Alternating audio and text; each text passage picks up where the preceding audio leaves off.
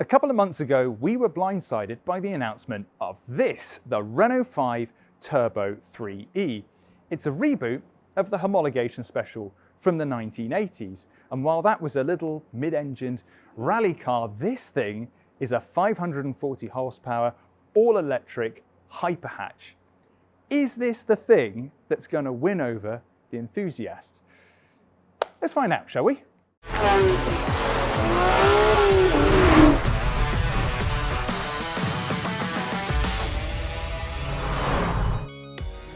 Renault had become so fed up with Lancia's domination in the World Rally Championship through much of the 1970s that it decided to play it at its own game. With the mid-engine Stratos proving far more nimble than the competition, Renault thought it best to adopt the same layout with a heavily revised version of its 5 hatchback. And to make it eligible for competition, the firm had to produce 400 road-going variants, resulting in the Bertone-designed beast you see right here. This is the very car shown at the 1978 Paris Motor Show, with the production model arriving 2 years later, having lost none of the concept stockiness.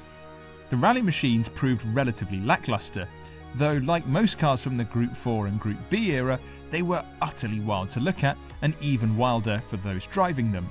The road version, however, was far more successful, racking up just shy of 5,000 cars sold despite costing considerably more than the normal 5. Now fast forward to 2022 and to the unveiling of the outrageous Renault 5 Turbo 3E drift car. Built around a space frame chassis, the skeletal two-seater concept was a clear homage to the original Turbo, albeit with eye-gougingly pointy wings and a battery where the engine once sat. It actually worked too, but the problem is that Renault and its performance arm Alpine churn out wacky concepts like the 3E drift car all the time. So while it seemed extremely cool, the chance of Renault actually making the thing seemed infinitesimally small. And yet 3 years later, they've only gone and built the thing.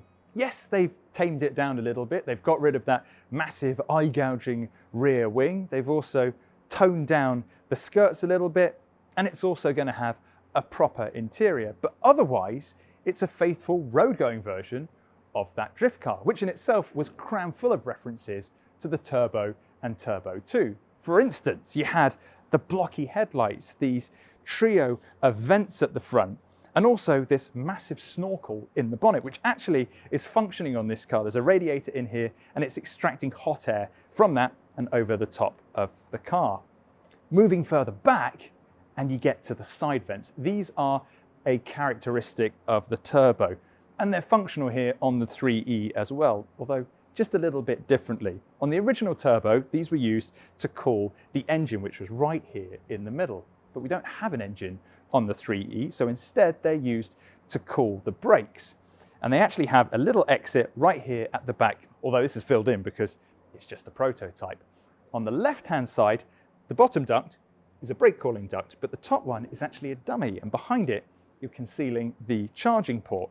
It's a clever way, although I don't know if you're going to have asymmetric cooling and if that's going to create any difference, but anyway. And then at the back, like we had on the drift car, you have this absolutely gigantic diffuser.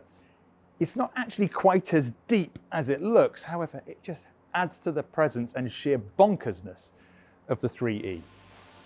While it may look a bit like a Renault 5 from the outside, underneath it's a completely different beast.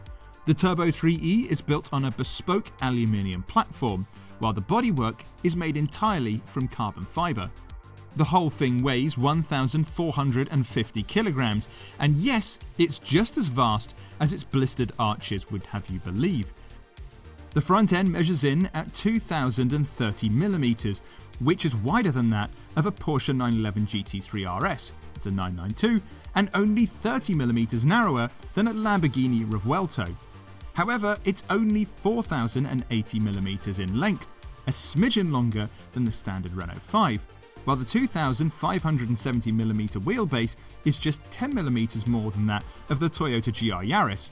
So it's wide but short, just like the Renault Clio V6, and we all know how that panned out.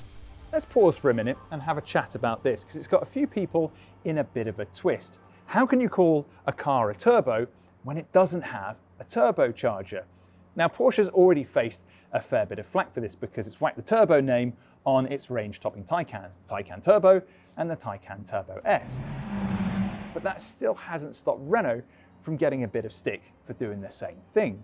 So here's the way that I see it. The word turbo lost its meaning decades ago because yes, manufacturers put it on cars with a turbocharger, but most people don't care about the technology. All they know is that a turbo car is quicker than that of a car without one. So for most people, a turbo is synonymous with performance or simply faster. You didn't hear people complaining about watching the movie Turbo and going, how can you force induce a snail?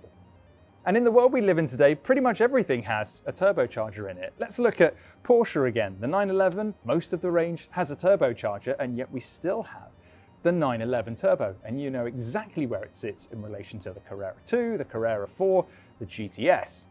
So yes, it does feel a bit strange to put turbo on a car that doesn't have a turbine. But this is the continuation of the R5 turbo bloodline. And because of that, I think it's earned the right to use these 5 letters right here. Anyway, back to the stuff that really matters, the numbers. And the headline figures are 540 horsepower and 3,540 pounds-feet of torque, which doesn't sound quite right, and there's a reason for that. Now, on most cars, the torque figure is taken either at the crank or at the drive shaft, but on the 3E, they've taken it at the wheel, and that naturally inflates it over the other 2 methods. And the reason is that the motors are actually housed in the wheels themselves. It's got 2 motors at the rear, 1 in each wheel, and because there's no prop shaft or drive shaft, there's no way to measure it. The easiest way to do it is just go and take the measurement from the wheels. So just go and take that figure with a big old pinch of salt. Now the benefits are a lower weight distribution, reduced torque loss, and also better braking.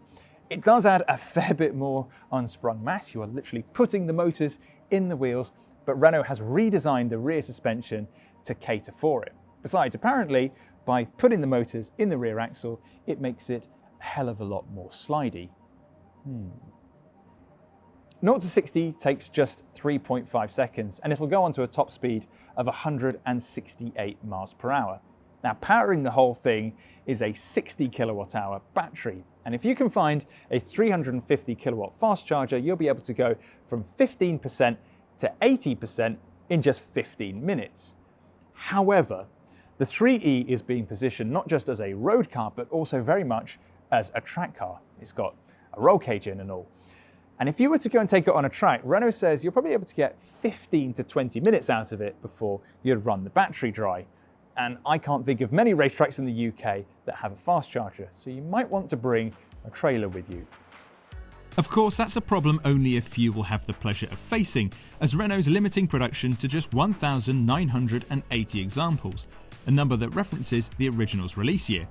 No word on pricing just yet, but word on the street is it'll be north of £130,000, or even as high as £200,000 after you've put Renault's unlimited personalisation programme to the test. Now, if you'd rather your Renault 5 Turbo with pistons and a turbine, you could always check in on PistonHeads auctions to see if one comes up for grabs.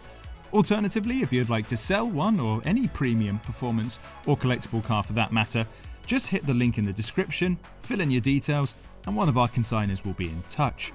Right then, back to the future. And to an interior, which doesn't exist. Not in the real world at least, but going off the digital renderings, we can see that the dashboard has been lifted from the standard Renault 5, although they've made some tweaks, mainly to the graphics display. It now mimics the look of the dash from the old Renault 5 Turbo, which I think is pretty cool. It's a 2-seater, got a full roll cage, and because there's no engine here, you actually get a proper boot. You couldn't get that in the original car. But the best thing about it is the footplate on the passenger side. It says accroche-toi, which means hold tight in French. Onto the tech, and you get 4 different driving modes. Those are snow, neutral, sport, and track.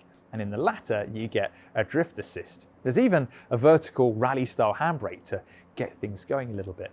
And to perhaps justify the turbo name, there's a boost button on the steering wheel, which gives you maximum power and torque for a limited time. So clearly there's still some work to do. Renault says that it needs to tweak some of the aerodynamics a bit, and it'd like to get the weight down from 1450 kilograms to 1400 dead. But otherwise, this is the car you'll get when deliveries commence in 2027. Now, I must admit, when I first saw it, I kind of felt like, it'd be nice if it got the A110's 1.8 litre turbo engine cranked up to the max, but nevertheless, the level of want here is off the scale. If there was an EV to win over the naysayers, I think this might be it.